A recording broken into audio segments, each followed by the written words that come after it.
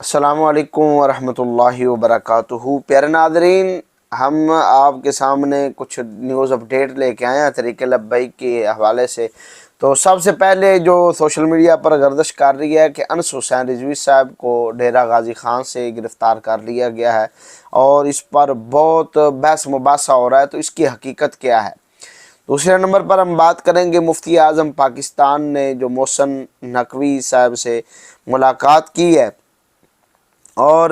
معاملات کو سلجھانے کے لیے مسجد رحمت للعالمین کو کھولنے اور تحریک لبیک کے امیر حافظ سعد حسین رضوی، انس حسین رضوی اور مرکزی شورا کو فی الفور رہا کرنے کے حوالے سے جو گفتگو کی گئی ہے، اور جیلوں کے اندر جتنے کارکنان جو قید ہیں ان کو رہا کرنے پر جو باتیں کی گئی ہے وہ بھی ہم آپ کے سامنے رکھیں گے۔ اور اس کے ساتھ ساتھ مفتی اعظم جو کہ کھل کر اب میدان میں آ گئے ہیں، لبیک کے حق میں کھل کر بول اٹھے ہیں۔ طریقہ لبیک پاکستان میں شامل لوگ رسول اللہ صلی اللہ علیہ وسلم کی محبت میں وہ ڈوبے ہوئے ہیں، جن کو گرفتار کیا حکومت نے تو وہ نبی پاک علیہ السلام کے غلام ہیں، یہ مفتی اعظم پاکستان کا کہنا ہے۔ اور تحریک لبیک پاکستان ایک گروہ یا جتھا نہیں، یہ ایک حقیقی مسلمانوں کی سیاسی اور مذہبی جماعت ہے، تو اسی لیے اس کو چھوٹا سا نہ سمجھا جائے۔ اور اس کے ساتھ ساتھ ہم بات کریں گے موجودہ صورتحال کی کہ سعد حسین رضوی صاحب کب اور کس وقت ان کو قانون کے دائرے میں لایا جائے گا، عوام کے سامنے لایا جائے گا، اور یہ بھی بتائیں گے کہ الحمدللہ طریقہ لبیک کو کتنی بڑی کامیابی مل چکی ہے، اور انشاءاللہ ان قریب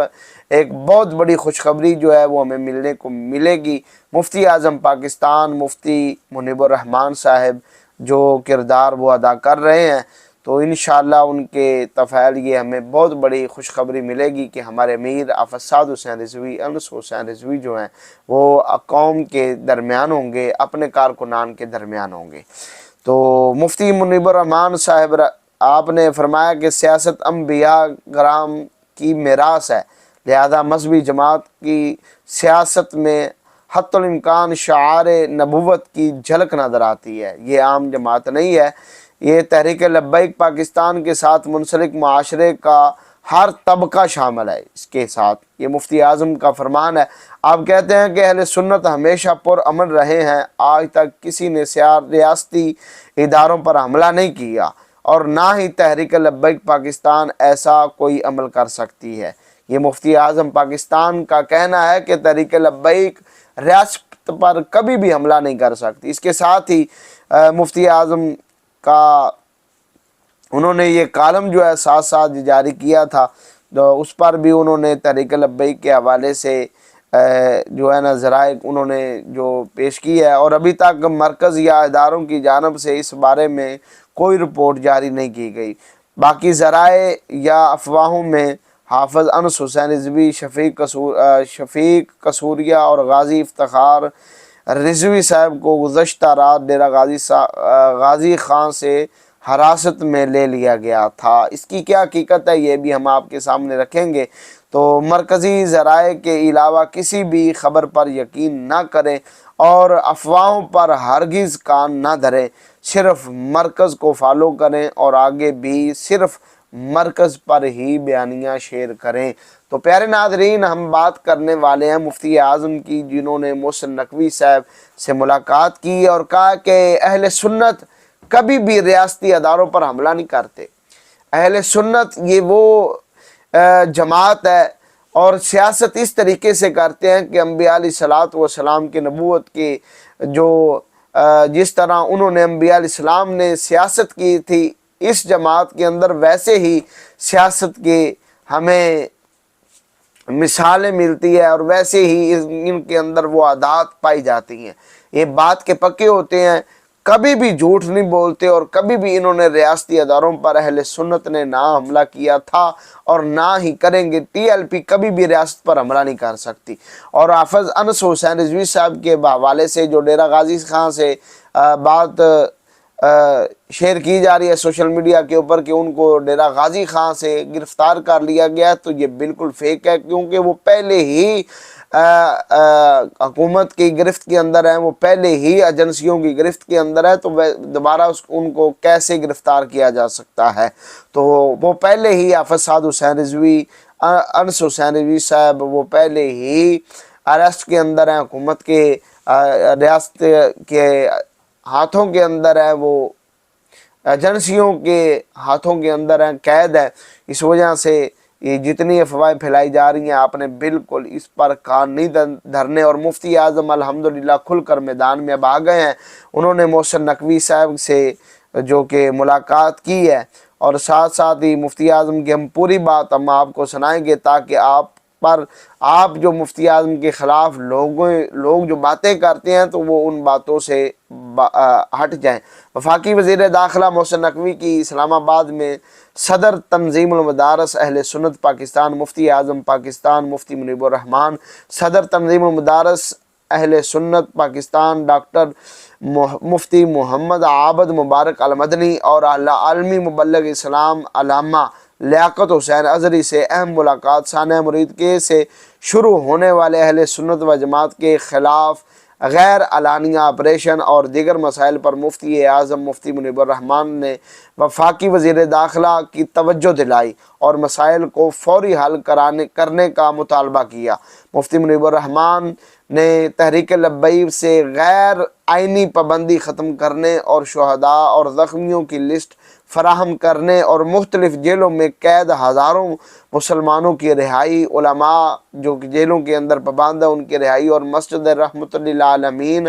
لاہور کو فوری طور پر کھولنے کا مطالبہ کیا، جس پر وزیر داخلہ نے مفتی اعظم پاکستان کی دینی خدمات کو سراہا اور کہا کہ پاکستان میں امن و امان کے قیام کے لیے علماء کرام کا کردار سب سے اہم ہے، اور انشاءاللہ عز و جل تمام مسائل بات چیت کے ذریعے حل کیے جائیں گے، جس کے لیے ایک کمیٹی تشکیل دی جائے گی، جس کو وزیر مملکت طلال چودھری اور